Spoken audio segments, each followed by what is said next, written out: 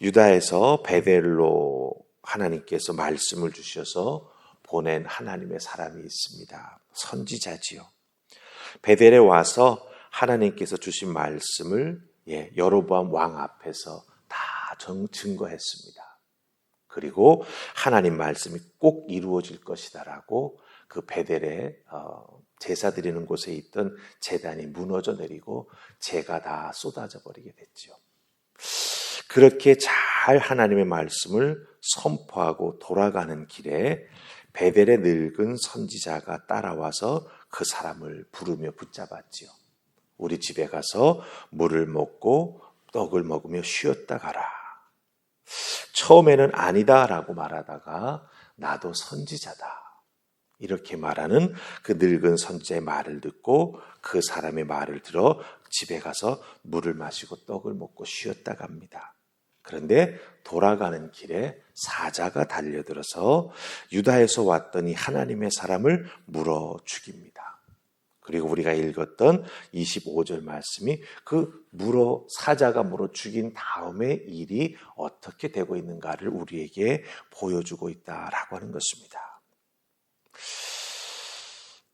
늙은 선지자의 거짓말 때문에 그 집에 들어가서 물을 마시고 떡을 먹고 잠시 쉬었다 일어나 돌아가는 길에 이와 같은 비명 행사를 당하게 되었다라고 하는 것입니다.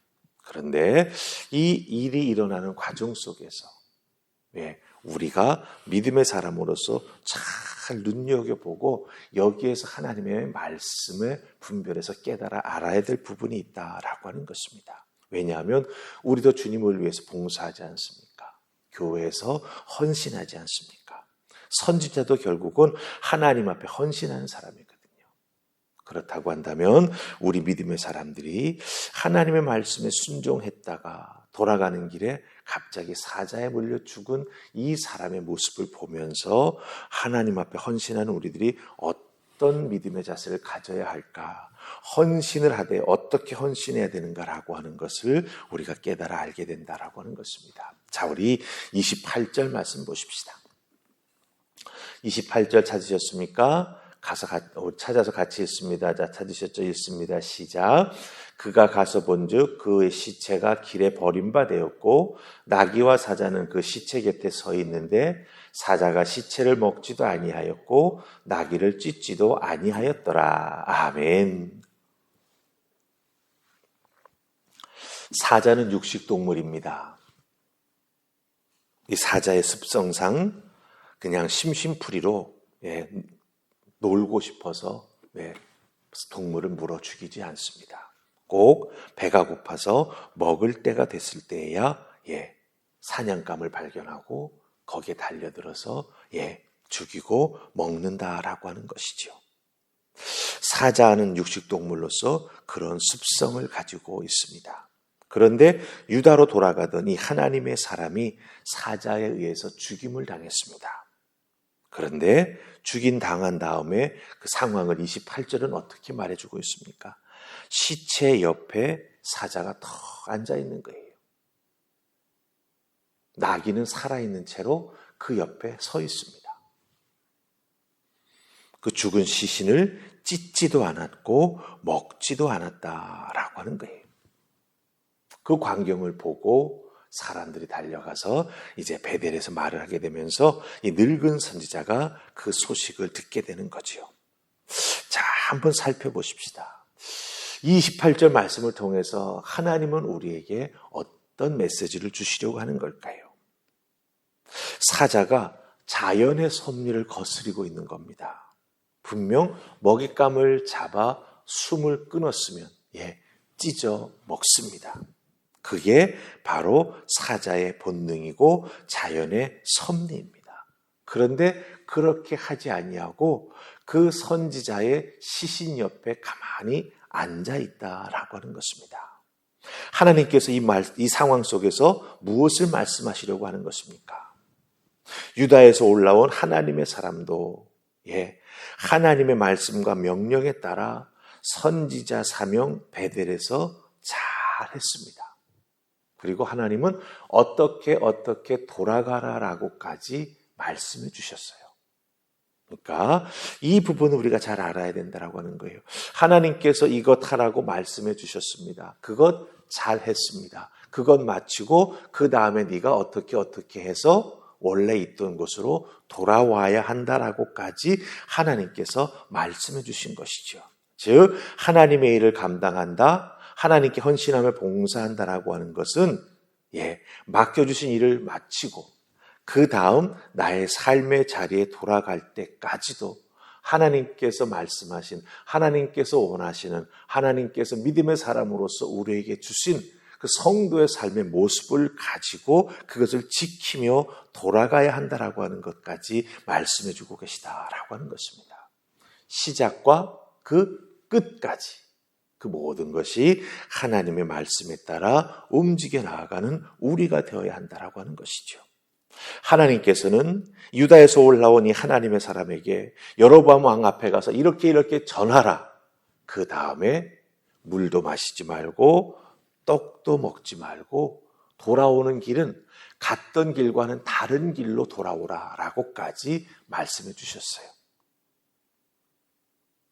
먹지도 마시지도 쉬지도 말고 갔던 길로 돌아오지도 말고 새로운 길로 돌아오라고 말씀해 주셨는데 이 늙은 선지자가 선지자라고 한 말을 하면서 거짓말하는 바람에 결국 죽게 되었다라고 하는 것입니다. 잘 보십시다.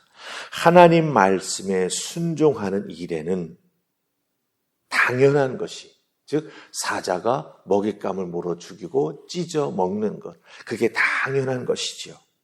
이 당연한 것이 당연하지 않을 수 있다라고 하는 겁니다. 이 부분을 우리들의 신앙생활에 잘 적용해야 됩니다.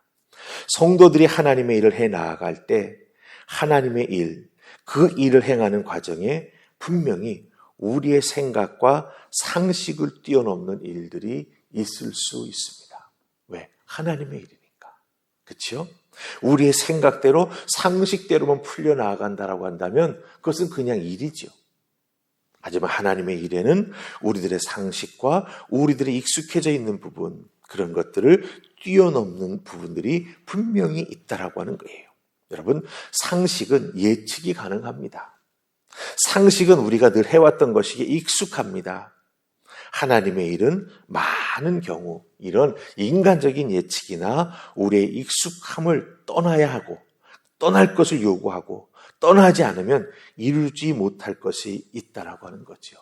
그렇기 때문에 우리 믿음의 사람들은요, 이 하나님의 일을 잘하고 돌아가다가 사자에 물려 죽은 이 하나님의 사람의 모습을 보면서 아, 그렇구나. 하나님의 일에 순종하는 부분에는 당연한 것이 당연하지 않을 수 있다. 그것을 우리들의 신앙생활 속에 적용할 때에는 상식을 뛰어넘는 일들이 분명히 일어나게 된다. 그러기에 그것을 믿음으로 받아들이고 믿음으로 그것을 내가 행해 나아갈 수 있도록 영적으로 준비된 자가 되어야만 끝까지 하나님 원하시는 일들을 감당해 나아갈 수 있다라고 하는 것을 여기서 발견하게 됩니다. 신앙생활 늘 해오던 대로 하면 편하지요. 하지만 늘 해오던 대로 해 나아가면 여러분들 매너리즘에 빠지게 되고요. 그게 그거가 됩니다. 하지만 하나님의 은혜, 하나님의 역사하심, 하나님을 섬기는 일에는 그와 같은 익숙한 것을 뛰어넘는 그 무엇이 있다라고 하는 것이죠. 그것을 우리에게 하나님께서 요구하신다라고 하는 겁니다. 그렇기 때문에 그 하나님의 요구하심에 끝까지 순종해 나아가 하나님께 영광 돌리는 믿음의 사람들 다 되시기를 주님의 이름으로 축복합니다. 아멘. 우리 기도하십시다. 좋으신 하나님, 오늘 말씀 속에서 거짓말 때문에 물을 마시고 떡을 먹고 늙은 선자의 집에 들어가 쉬게 되었던 하나님의 사람이 사자에 물려 죽게 되는 것을 보게 됩니다. 사자가 사람을 물어 죽였는데 찢지도 않고 먹지도 않습니다. 옆에 그냥 가만히 서 있습니다. 분명 상식을 거스리는 모습입니다. 기억하게 하옵소서. 하나님의 말씀에 순종해 나아가는 것은 때로는 우리 인간의 상식을 뛰어넘는 요청이 있다라고 하는 것. 그것을 믿음으로 감당하며 준행해 나아가는 우리가 되어야 한다라고 하는 것. 그것을 통해 하나님 영광 받으신 일들이 반드시 이루어진다라고 하는 것을 기억하면서 하나님 늘 해오던 대로 아버지 그 해오던 것을 답습하는 그런 우리가 되지 않도록 주여 도우시고 하나님 원하시는 귀한 일들을 처음부터 끝까지 온전히 하나님의 말씀에 순종해 이루어 올려드리는 우리 모두가 되게 하여 주시옵소서. 오늘 하루의 삶도 그 주님의 말씀에 순종하며 살아가는 우리 모두가 되기를 소원하옵고 예수님 이름으로 기도하옵나이다. 아멘.